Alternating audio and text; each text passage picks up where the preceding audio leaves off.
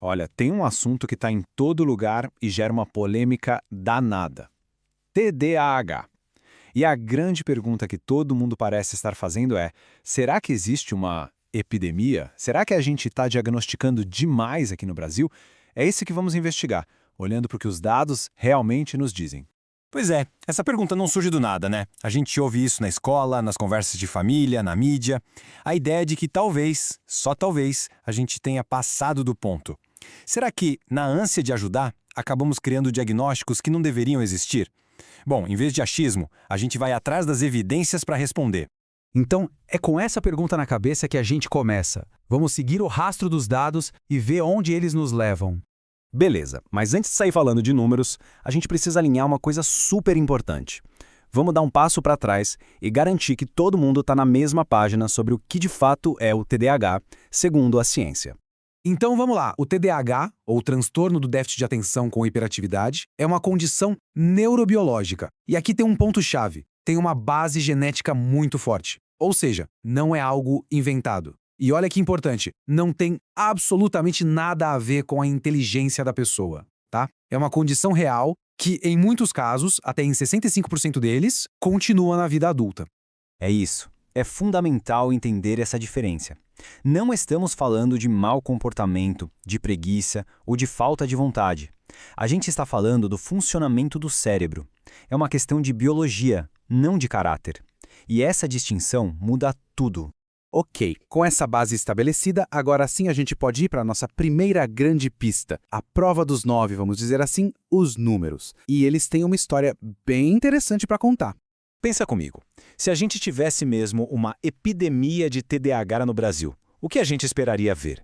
Números muito, mas muito mais altos do que no resto do mundo, certo? A lógica é essa. Então a pergunta é, será que é isso que as pesquisas mostram?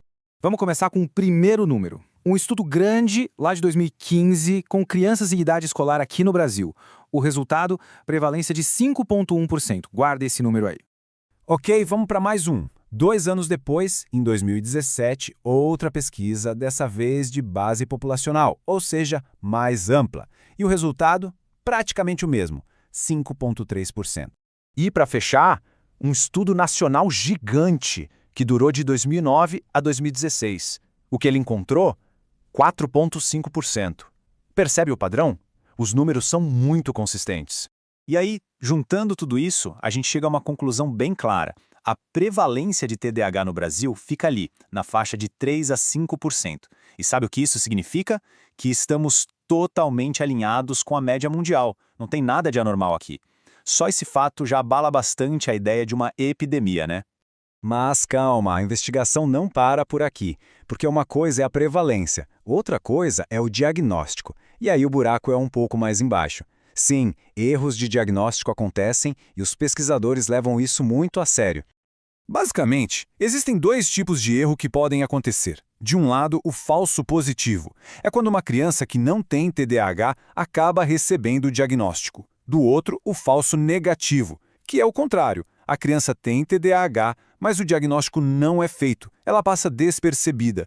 E o mais interessante é que a pesquisa nos mostra quem tem mais chance de cair em cada tipo de erro. Olha só o perfil do falso positivo. Geralmente são meninos que estudam em escola particular, de classe social mais alta, moram em cidades grandes e, claro, estão com um desempenho escolar baixo. O risco é confundir uma dificuldade de aprendizado, por exemplo, com um TDAH. Agora, e quem tem TDAH, mas não é diagnosticado? O perfil do falso negativo é outro. Muitas vezes também são meninos, mas são os mais novos da turma. Frequentemente de classes sociais mais baixas, de cidades menores, com pais divorciados, ou seja, crianças que talvez não tenham o mesmo acesso ou o mesmo olhar atento do sistema. E é justamente essa questão dos diagnósticos que nos leva agora ao ponto alto da nossa análise. Há uma descoberta que veio de um estudo gigantesco que nos deu o retrato mais nítido que já tivemos sobre o TDAH no Brasil. Se preparem, porque o que vem agora pode mudar a percepção de muita gente. Um estudo com mais de 10 mil crianças brasileiras foi feito exatamente para entender isso. E os resultados, bom, eles não foram nem um pouco o que o senso comum esperava. Primeiro número, e é de cair o queixo. Das crianças que, segundo critérios científicos super rigorosos, realmente se enquadram no diagnóstico de TDAH, só 37% já tinham em algum momento da vida recebido um diagnóstico médico. Pensa bem, menos da metade. E quando a gente acha que não pode ficar mais sério, vem o segundo número. Daquele mesmo grupo, das crianças que têm TDAH de verdade, apenas 7%. 7 estão de fato recebendo algum tipo de tratamento. A conclusão diante desses números é uma só. Não tem como fugir. O nosso problema no Brasil não é o excesso de diagnóstico. O nome disso é subdiagnóstico e subtratamento. Então, o que a gente faz com tudo isso? Vamos amarrar as pontas e chegar ao veredito final, com base em todas as evidências que a gente viu até agora.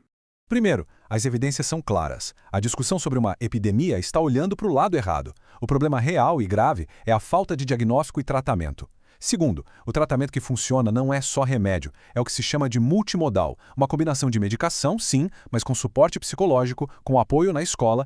E terceiro, para isso acontecer precisa de uma aliança, médicos, terapeutas, pais e escolas trabalhando juntos. Mas fica a pergunta, por que tão pouca gente recebe tratamento mesmo precisando? Uma das maiores barreiras, se não a maior, é o preconceito, o estigma, a chamada psicofobia, que é esse preconceito contra condições de saúde mental. É o medo, a desinformação, que impede muitas famílias de procurar e, principalmente, de aceitar a ajuda necessária.